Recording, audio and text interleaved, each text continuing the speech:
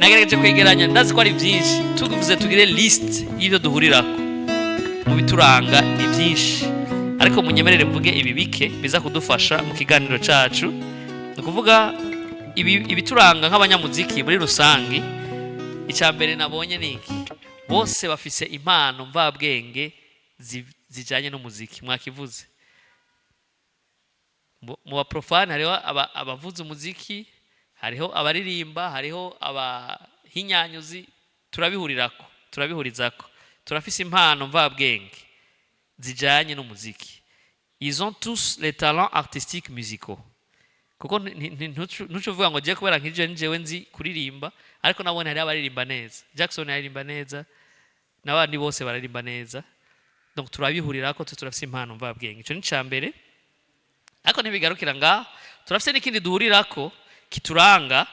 Izo mpano mvabwenge bose barazivukanye. Mwari mubizi ko twazivukanye baraziguze ku isoko mva makungu urazivukana. Il est vrai hari ibyo twiga ugasanga uri kuriga uragiye kwiga umuziki mugabo ntuzokigera uvuza umuziki nk'umuntu asanzwe afise iyo mpano muri we. Imana iraduha impano umunyamuziki nje tuma urashaka gusanga uyu ari for muri ibi unaho ugasanga ari for muri biri. Donc Imana irafise ukuntu itanga bariya nabone bazihawe barazivukanye na twebwe twaragize gute twarazivukanye. Cyo turacemeranye. Mbega imbere yo kuba umukristo no kuba umunyamuziki nikiye cyatanguye nikiye gitangura sa kuba umukristo cyangwa umunyamuziki nikiye gitangura umuziki. Abavuga abatemeranya nawe ni bande watangiye kuba umukristo amuca umunyamuziki? Mwese muri dako cyane kubera namaze kubahinyisha kuko ntiwavutse ukijijwe aka kantu iyo ntakabaha ndazi ko cyari kutugora kwishura kuko benshi bashavuga ati maze gukizwa niho naciye ndonga ingabire yo kuririmba ariko kera ntivyari birimo wari warayivukanye mugabo kumure ntihari bwabe découvert ntihari bwayivumbure ariko maze gushika mu ishengero niho yacivumbuka ucurayibona. Donc twese turazivukana. Ico ni kimwe bituranga. Turi kumwe? Igikurikira bamanubwira n'umwete wo kuziteza imbere. Ils ont toujours la passion de les développer.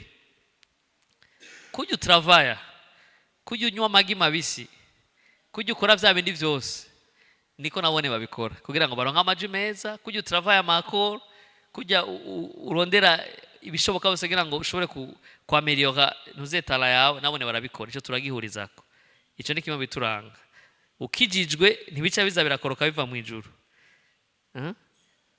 Kuduga game utabitravaye est-ce que biroroha kuza mwe mwiraca bizana no kuraririmba? Ça demande du travail. Nico tuma tugira ama repetition n'ibindi nabone niko bimeze. Hama ikindi umwe wese afise ubudasa bw'umwihariko gizo mpano. Chacun de nous arafise ikintu kimuranga kiri personnel. Akare n'akantu gakomeye cyane kuko ntuzurondere kuba nka naka. Hari gitabo nasome cyanditswe n'uwitwa John Mason yavuze ngo don't try to be like someone else. The best that you can be is the second one. We never be the first. Ntuzurondere kuba nka naka. Ngo ikiza ushobora kuba uri kurigana naka ushobora kuba uwa kabiri naho bikora neza kumusumvya. Gerageza ube wewe. Turumvikana? Kimwe bituranga muri rusangi mwese arafise ubudasa bw'umwihariko wizo mpano Imana duha. Chacun a sa particularité dans l'utilisation de ses talents. Turi kumwe? Voilà. Aha bica biryoha nabaje ngo nibande bafise byose all in one mugabo menye ngo hariho kimwe kidomina ibindi byose. Ico utarakimenya ntuzokugira uba efficace. Ubwo mwihariko n'uwuhe? Hariho bamwe baririmba, hariho bamwe bacuraranga, hariho bamwe babahinyanyuzi b'indirimbo, hariho abahinyanyuzi b'amajambo yo mu ndirimbo. Kwandika indirimbo ntibisigura kwiririmba. Aha tugira ikibazo muri Afrika wanditse utegereza kwiririmba, utegereza kuyivuza. Ari ubudasa Imana ashyize muri izo mpano zacu naho turi muri domaine imwe ya musique, ugasanga jewe sinahawe kwandika ariko wowe warahawe kwandika, naho ntahawe kwandika narahawe ijwi. Iryo jwi nikoze mu gahogo nkakoresha ya ndirimbo wandika, birazana ubundi buryohe busumba bwa bundi je iyo nari kwiririmba. Kirumvikana? Ubundi nawe ugasanga yarahawe kwandika mugabo niyahawe kuryohora amajambo. Abo nibo twita abahinyanyuzi b'amajambo yo mu ndirimbo, canke mu gifaransa babita les paroliers. Ari abandi bantu batazi melody yo bija niyo biva, ariko muzaniye texte yawe arayishira kuri mesure, akayikosora, akayitosora, akayishira kuri size ku buryo umunsi uzoyiririmba izifise ubundi buryohe. Birumvikana? Ariko twebwe turaba parolier, turabaririmbyi, turabacuraranzi, turabahinyanyuzi b'indirimbo, ushaka ukore byose muri byose. Que Imana yaduhaye izo mpano, ibituranga biratandukanye kandi bizana uburyohe mu byo tuko turakora. Nje gutuma uzushaka urabe, ariko usanga usohoye indirimbo ugasanga nta impact iri kiragira. Kubera iki? Hari ubundi buryohe Imana yashize mu wundi wari ukeneye, ariko wariyimye ako kajyo. Turi kumwe? Ntibigarukira aho gusa, amadomene muri musique ni menshi. Hariho abaririmbyi, abacuraranzi, abahinyanyuzi b'indirimbo, aribo dora tuvuga ngo n'abaproducteurs, mugabo sont pas des producteurs, ils sont des arrangeurs de musique. Hariho les paroliers, abagira amatexte, abakosora amajambo. Hariho abo twita les chorégraphes. Abachorégraphe ni bandi badufasha, n'abahinyanyuzi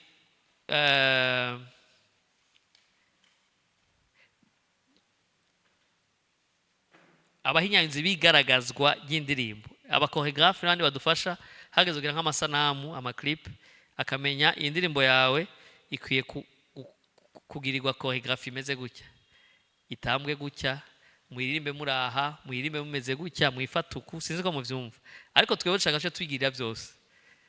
Nje tumarige usanga mumbabarire siniko namuvuga. Hariho clip ya mbere nabonye ya Apotre Apollinaire, murayibuka? Igituma ndirimba nikinera, murabaze kuyibona? Nibaza ko nawe natashobora kwiraba kabiri. Indirimbo iraryoshe, mbabwiye kuraba ingene yazikoze clip yayo, nukuri irateye ikigongo. Siwe wenyene, hari n'indi nigeze kubona ya David na Dudu bari ahantu sinzi quelque part, nimba ari Gatumba, je ne sais pas. En fait, hariho amaclip akaririmbo kumva ko karyoshe kameze neza, gusama amajambo meza, mbabwiye kuraba clip ni problème. Haba habaye ikibazo cy'uwo twita umuchorégraphe adufasha guhinyanyura cyangwa kugaragaza izo ndirimbo zacu mu buryo bugaragara. Birumvikana? Hariho abo twita aba compositeur, nabo bandika. Hama les danseurs, abazitamba, les leaders de chant, abarongozi b'indirimbo. Hama na les managers canke nabise mu Kirundi abamurikira abanyamuziki. Umuntu akumurikira n'umuntu akubonera aho utari kurabona. Mu manager wowe uri kwense muri tala yawe, mwana warakubonera ahandi hantu kure, aravuga ati uyu mwana ndashobora kudodora hariya kugira ngo bya bindi adafise ndaza hashobora kubikora kugira ngo ashobore gutera imbere. Aho muca mutangura kubona amadefi dufise, igituma umuziki utari kuratera imbere. Ushaka kube manager wawe, ushaka kube byose bintu ushobora kubishobora. Ubishoboye n'umwe gusa ni Yesu, ariko wewe yagushize mu isi dukeneraniye. Birumvikana? Ubwo budasa rero bw'umwihariko buradufasha cyane mu byo tuko turakora. Ntibigarukira kuba managers gusa, ariko haraza nabo twita les producteurs. Aba producteurs rero nabafata mu mugongo mu buryo abanyamuziki. Ntuzusenga Imana ngo Mana amahera, ahubwo ati Mana abantu batahura iyi domaine ndimo yo muziki wahaye amahera, kuko nabo nikibitsanye kujya wahawe umuziki talent musical, niko nabo bahawe iyo taranto yindi y'ubundi buryo, zihuye hamwe cyazigira impact. Birumvikana? Turi kumwe? Voilà, ubu nako ndavuga gato kuvyerekeye umwihariko w'izo mpano twahawe. Ibi byose mwibaza ko bigiye hamwe bitabitogira impact.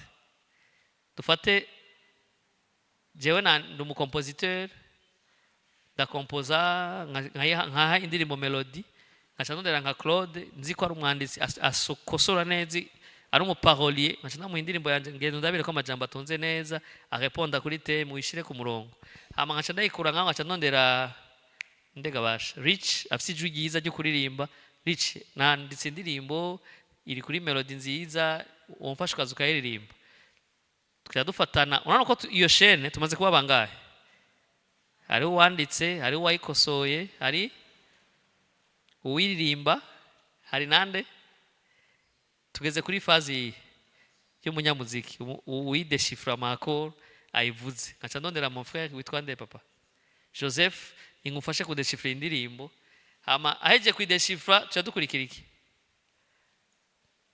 inyishu ziri imbere yanyu aya mazina muriko murabona ngaja uca kurikira acakurikira nde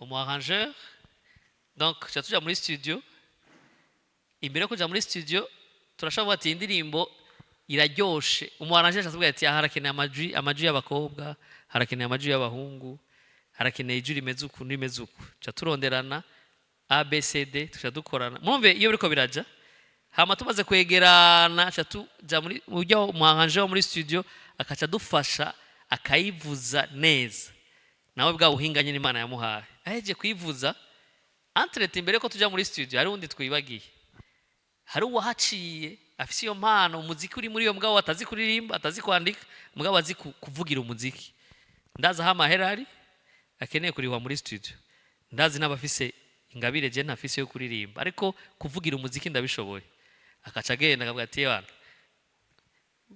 mugwiza tunga mendone hari indirimbo tugomba gusohora ivuga message ni zana izo noti dukore nawe kubera mendone bisanzwe biri muri we ajaga ati nukuri nagenda yatware kurangura ariko reka shikiri ko wacimana nawe akazana y'amahera manager yaje producteur yaje bica bija muri studio arrangeur nawe akavuga ati naronsa yo gusumira umwana mugabo ndakoresha impano Imana yama indirimbo mubaza ko izosohoka imeze kwa kundi tusanzwe tuzumva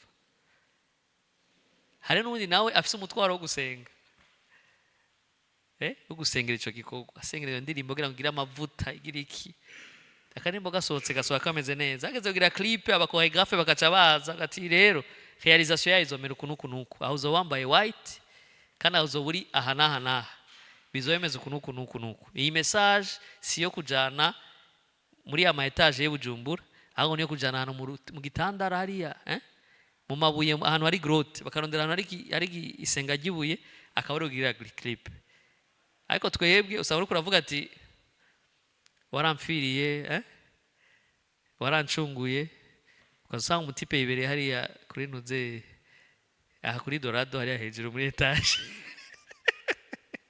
ibereye kuri ya comfort nyene yicaye kuri diva waramfiriye ariko murabona iyo message nuko muratanga kubera iki sikosa giyiwe nikosa ryuko atashoboye kurondera official man amufasha kurealiza ico kintu amubwire nshakwiye kwambara voilà ana hatevye cyane kuko niyo hari ubudasa bwacu bica biduha agaciro ko kumenya ko kima mu bituranga turafise une particularité umwe afise particularité mu byo yahamagariwe turi kumwe igikurikira umwe wese muri bo azobazwa mu ndunduro ya byose n'uwazimuhaye ingene yakoresheje izo mpano yahawe canke yatijwe ndafite inkuru nziza nuko impano ufise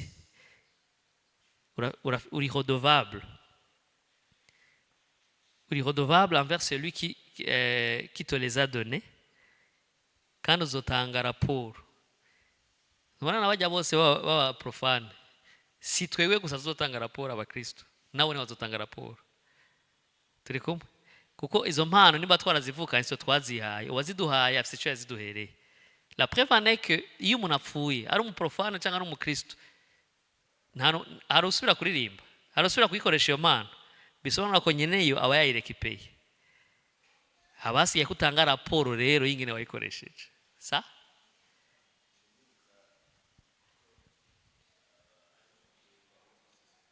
Sosoke Sosoke uramuzi Sosoke never die bado mimi na fly yaciye apfa iyo ndirimbo nimaze ko ariyo yaherejeko. Ubu naho wogenda ukamubwira ati ririmba impossible, yamaze gusubiza parce que yaratijwe. Nagomba kumenyesha ko kimwe mu bikuranga umenye ko ivyo ufise it's not for you, hariho nyenevyo yabiguhaye kandi umunsi urizina uzobitangira raporo. Nuvuga mu wese muri bo cyangwa muri abo baartiste bose ico turagihurizako azobazwa mu ndunduro ya vyose à la fin de toute chose n'uwamuhaye iyo mpano ingene yayikoresheje. Aho rero birakomeye. Aho rero nimba warayikoresheje gusa kubwo kwitungisha gusa urondera idenari nukuri utazotanga raporo kuko nyenevyo yaguhaye umutahe ukwiye kumenya ingene ukoresha. Voilà. Nous sommes alors redevables. Chacun d'eux est redevable envers celui qui le lui a donné et il devra rendre compte un jour devant lui comment il les a utilisés. Ukene wabikoresheje. Turi kumwe? Ivyo ni bike mu byo nashoboye kwegeranya duhurira ko twese. Ariko munyemerere mvuge rero cette fois-ci kuri twebwe mu buryo bw'umwihariko abanyamuziki NDORA-MANA. Ibituranga ni ibi. Icambere umunyamuziki NDORA-MANA kimwe cambere cy'agaciro mu bimuranga abwirizwa kuba ari umuntu yavutse ubwa kabiri agacika cyare mu gishasha muri Kristo Yesu. Naho uririmba namba moja nafasi yote moyoni utaravuka ubwa kabiri, ico nikikugira umunyamuziki NDORA-MANA. Kuimba Yesu sico kitugira umunyamuziki NDORA-MANA. Turi kumwe? Hari umartiste ari kumwe ejo ariko anambwira ati barajengena ndondere naka umartiste kanaka wa profane utuimbe kanyimbo ka gospel. Urubica kintu. Sinavuga ati none wewe nawe muhuriye he? Ngwe ngure na imbaga nyimbo za gospel muzuri nkamati arazirimba neza mugabo nti muri nta denominateur kome mufise. Eske waravutse ubwa kabiri nkuko nawe yavutse ubwa kabiri nimba pito wewe yaravutse ubwa kabiri nkuko nawe wavutse ubwa kabiri. Aho rero nimba rufise projet kugira featuring na bale bangine bote ntarinze kuvuga izina. You have to pay attention. Asangura umunyamuziki NDORA-MANA umenye ko icambere ubazwa gitumbereza iyo mpano yawe kikuranga nuko waravutse ubwa kabiri ukakira Yesu nk'umwami n'umukiza w'ubugingo bwawe. Abartiste benshi nimuze mutangare wumvise ngo yabivuyemo yagiye hari jenca mvuga ijambo rimwe kandi riri simple ntavyo yigeze ajamo. Yakuriye muri eglise gusama ntiyigeze akizwa kuko wakijijwe vya vrai. Eske kurekura Yesu biroroshe ga bene data? Hello? Kumenga muratanga gufatwa n'agatiro. Nari mbagije kurekura Yesu biroroshe. Mbere nitwe twamufashe cyane niwe yadufashe. None uwadufashe biroroshe kumwikura.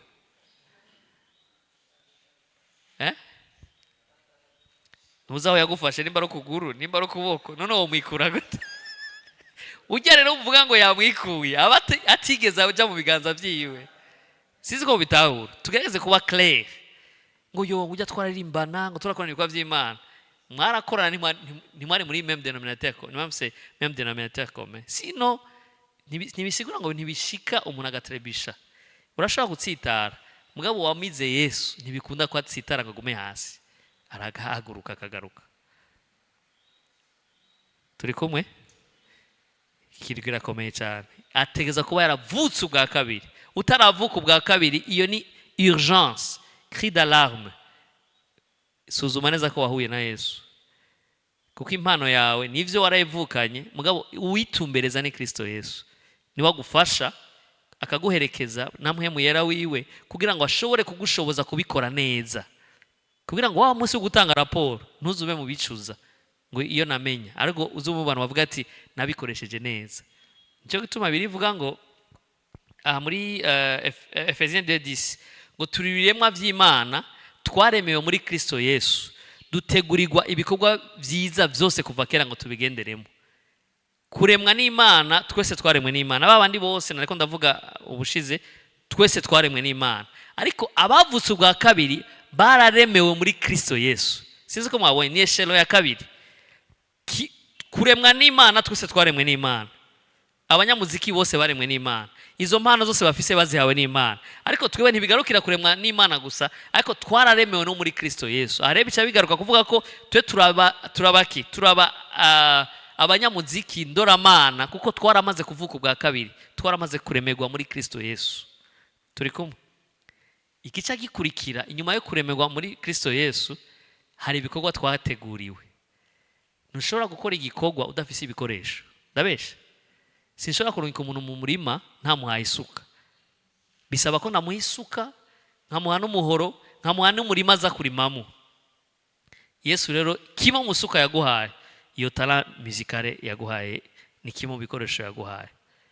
Umaze kumenya ivyo wahamagariwe gukora, ucumenya ko nibi bwa bundi sinabihawe kugira ngo ndabikoresha ivyo nishakiye. Hari ibikorwa vyateguwe kuva kera. Asanga iyo mpano nayihawe kuva kera, ntayivukana. Hageze no kuyikoresha ntibitangurana n'uno munsi, hari ibikorwa vyateguwe kuva kera ntegereza kuyikoresha. Turi kumwe? Ariko navuga les artistes chrétiens, abanyamuziki, les artistes musiciens chrétiens, abanyamuziki NDORA-MANA. Voilà. Iyi ni échappatoire. Ntushobora kweshapa. Ntera nakamu nimba uri ngaha utarakira Yesu, umenye ko uzobazwa byinshi. Uracaye muri ya generalité yari yemeje kuvuga, kandi umenye ko kijya nahereje ko uzoranda compte un jour. Ariko Kristo Yesu yaraje kugira ngo akumurikire, hama mwemu yaraguherekeze intambuko ku yindi, ubuntu bwiwe bukwigisha kwikuha umuntu kutubaha Imana kose, hama bikunde ko iyo mpano Imana yaguhaye uyikoreshe kw'icubahiro c'Imana. Kandi ntibigarukira ngaho, hazoboneka umwimbu. Voilà. Mu Bikorino ba kabiri 5:17 haravuga neza ngo, havuga gute? Nazi ko iyo verse muyizi mwese. Abari muri Kristo Yesu baba bagize gute? Bivuge neza, ndazi ko mubizi.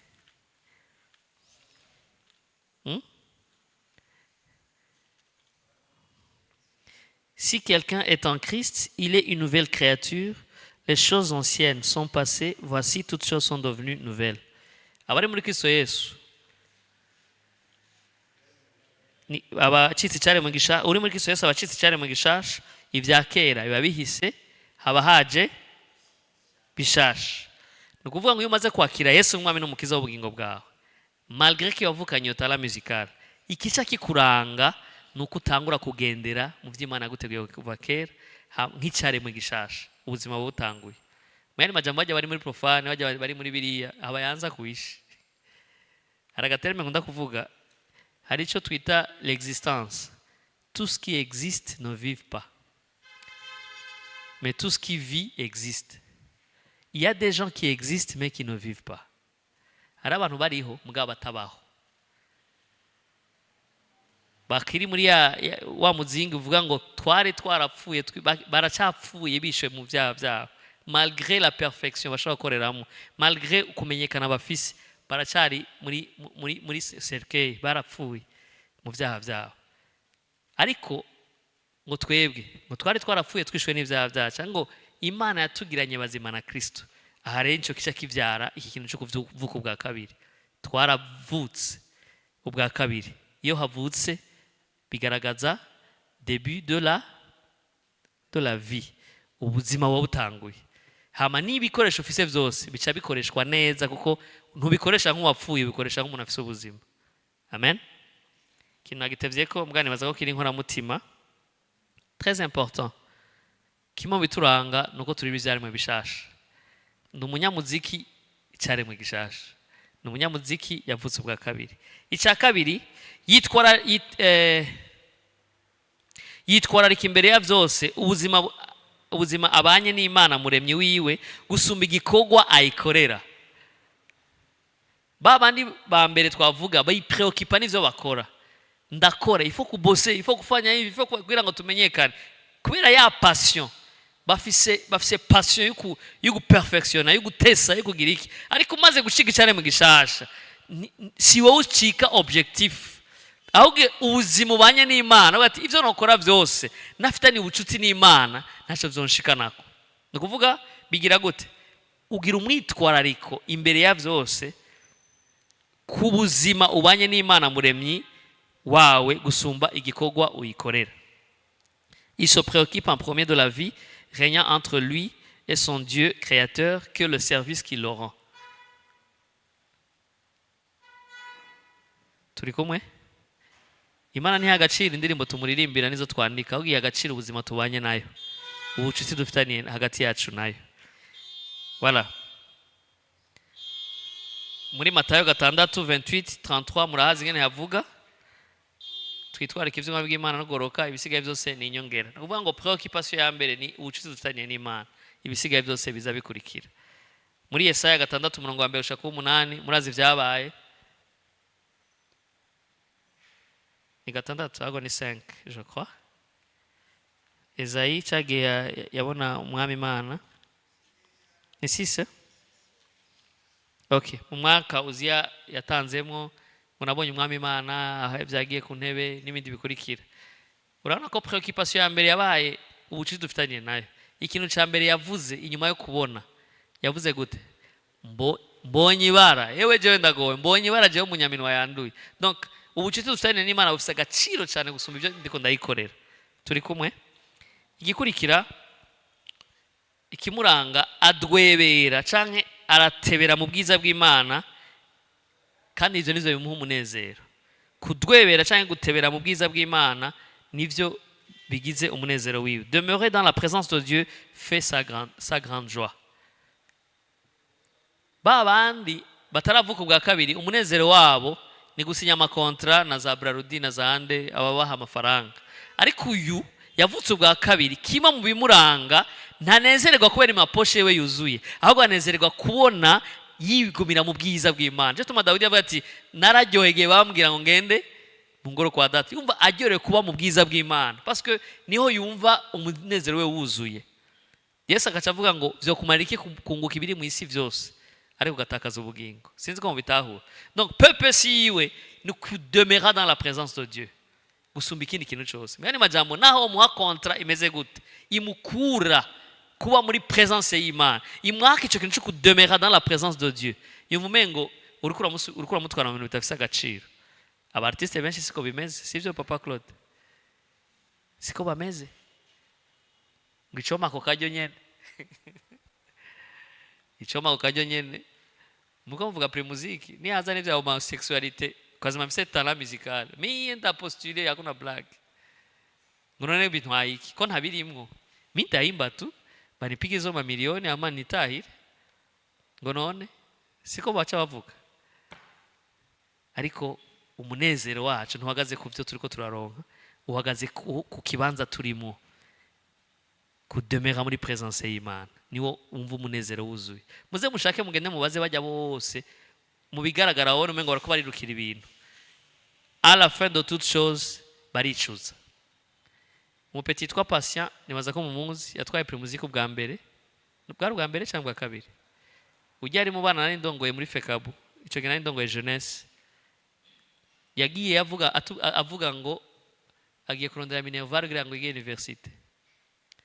Ariko vyaheze numwana nzi atigeze anywa inzoga kuva kiri muto.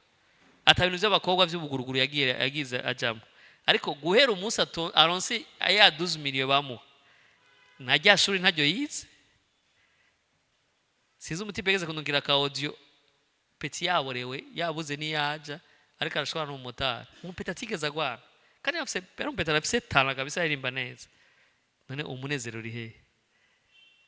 Sinzi ko bitahura. Si uyo gusa rero n'abandi benshi. Imana dufashe mwe muri ko murumva ibiko umunezero wanyu ube mukudemera dans la présence de Dieu. Tubure vyose dutakaze vyose. Ariko nitwemene ko ari ikintu kiza kidukura mu bwiza bw'Imana. Mwibuke na Dawidi yaravuze ngo ngo Mana ntumanire kure. Ntunkure ko mpwemu wawe. Ngo ntushire kure y'ubwiza bwawe. Ari unyicire mu maboko yawe ari nipfira. Yari yaratahuye ibanga bene data. Ikindi kimuranga ashira imbere inyungu z'ubwami bw'Imana gusumba iziwe bwite. Il met de l'avant les intérêts du royaume de Dieu plus que les siens. Ashira imbere inyungu z'ubwami bw'Imana imbere y'iziwe. Ndababwira agakode. Mbe murazi ko inyungu z'Imana zigaruka kuba inyungu zacu, ariko inyungu zacu atari inyungu z'Imana. Iyo ushize imbere inyungu z'Imana ni nk'umuntu afata karoke murakazi, agatenisi, sivyo? Ufashe agatenisi ugakubita ku kibambazi, ubu karekuye, sivyo? Mugabo kagarukira he? Inguvu wakarekuranye nizo nguvu kagarukana. Harigeze iyo ngabivaye naho wagakubise. Sinzi ko mwabitaho ico kintu. Iyo ushize inyungu z'ubwami bw'Imana mbere, nico tuma Yesu avuga ngo ni washira hejuru nanje nzogira, ngo uzoshira hejuru ngo data azogira gute, ngo azomuha icubahiro. Wari kuzokwikakisha kigira gahambaye azokoroka. Bane majambo, plus ufata karoga kiyegereza karakwica, ariko plus urekura ico cubahiro, urekura izo nyungu zawe, ukavuga ati Mana ni wowe gusa, ico cubahiro ukakirekurirayo yonyene, sindakubesha ntibigarukira ngaho.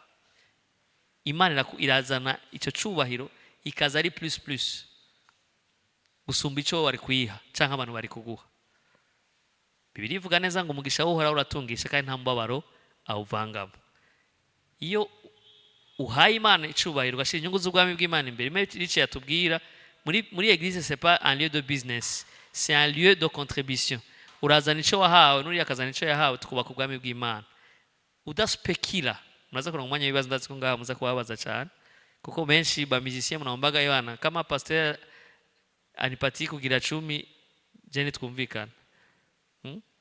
Hari abora babivuga sincèrement pa turi mu ishuri ntawuza kubareka kwa pasteur wawe, ariko hari umuntu uririmbye muri mwebwe canke mu musicien muri mwebwe avuga ati Yohana pasteur atampaye ejo dimanche sinzovuza canke ndo camva ngaha hari undi yampropose agakontra gato kameze neza. Hello, atwo turamena ibihute, ifo tuvugana ukuri kose. Muri shengero siyo ahantu ho kurondera amafaranga. Muri shengero ni kibanza cyo kuzana contribution yawe.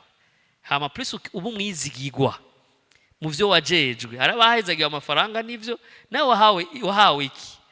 Zanico wahawe contribute mu bwami bw'Imana. Ikizokurikira ni giki? Mwese muzokwimbura.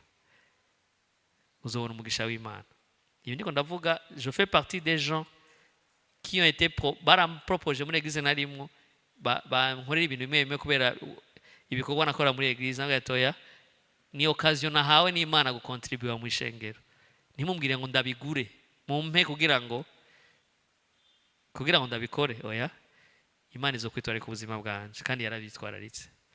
Kontra ya mbere nigeze kubona muri ico gihe nyene, nonse kontra 31 millions, kandi église kubera yamparenye. Ubwo bwizigwa nagaragaje mu ishengero, nkatanga ico mfise mu ishengero ntiziganya. Iyo kontra naronse bavuga ati pasteur wawe ni waza kudushinga nahe ubwizigwa bwawe. Pasteur achanshira mu modoka yiwe, turagenda dushika imbere y'abajya abantu, babonye gusa pasteur ati uyu nukuri bikigwara gishoboye kandi n'umwizigwa no mu ishengero arabikora. Église yari ko memba 31 millions. Hari igihe twibuza imigisha rero kubera iki? Tushira imbere ivyo turondera inyungu zacu, ariko plus dushira imbere inyungu z'ubwami bw'Imana. Imana ntishobora kuturekura, rega turabana bayo. Ibutunzi ifeza n'izabo byose n'ivyayo. Amen. Turi kumwe? Abumvise ako kantu muvuge ngo haleluya. Dushira imbere inyungu ni bakeya, ariko ni bakeya kweli.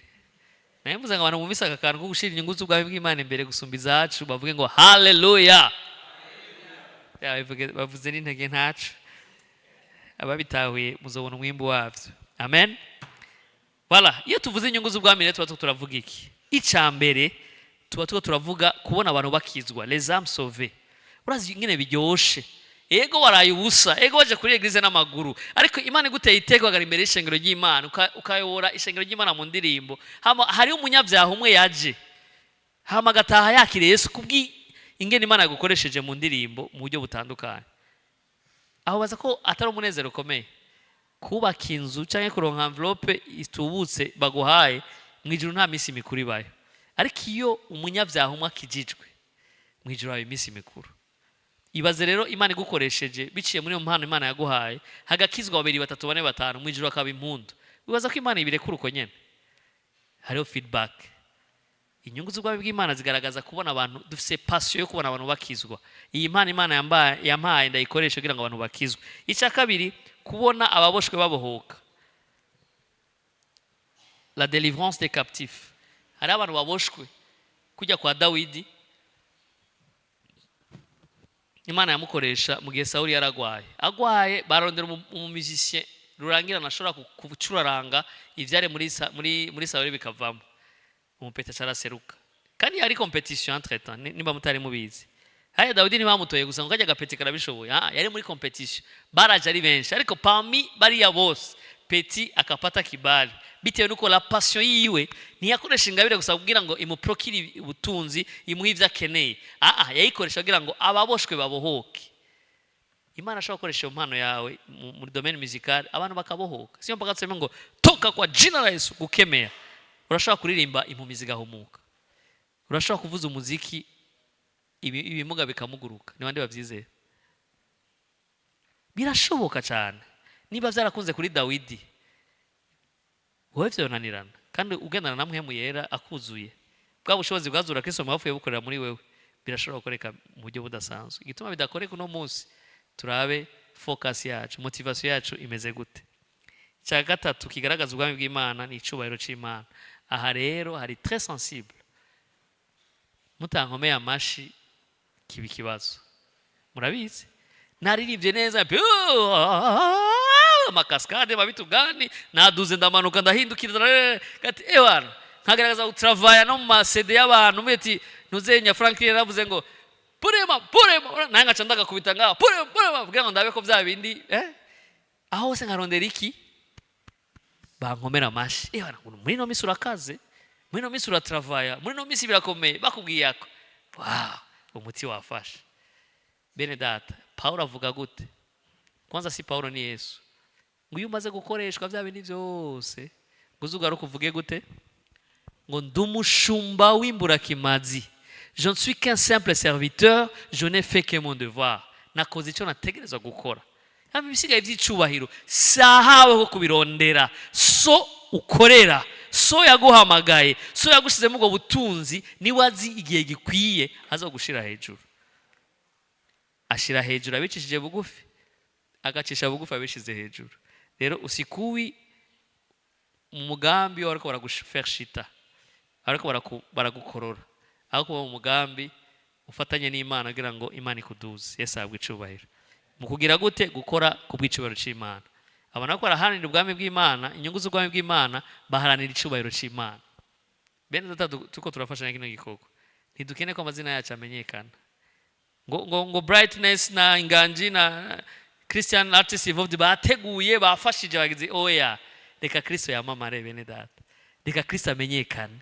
Reka Kristo azane transformation. Nigiye ibijyanye nako ndavuga muzobona igisagara cuzuye ubutumwa bwiza ahantu hose amaradiyo yose basatira ubutumwa bwiza. Imana izime kutibonamo. Ahubwo mbona icubahiro c'Imana muri ivyo. Mana wakoze kubikora. Nico gituma umunsi nabibona batangura bajya amapano y'u Burundi bavuga ati Jésus est Seigneur. Yesu n'umwami. Sinaciye mvuga ati kubera iki uyu muntu yantwaye vision. Agati iyi ni vision y'Imana. Yaranganirije, iramuganirije, aratangiye kubikora bati Imana habwa icubahiro. Biragenetse ko bishoboka. Tubandaniriza aho nyene. Sinzi ko mubitahura. Uno musi tubifu tw'uburofa. Ngo yantwaye beat bana. Ngo yarumvise ndiko ndayikora muri studio, ngo nawe acarakora presque kubera nsumvye uburyo n'ubushapu none yayisohoye imbere yanje. Reka isohore.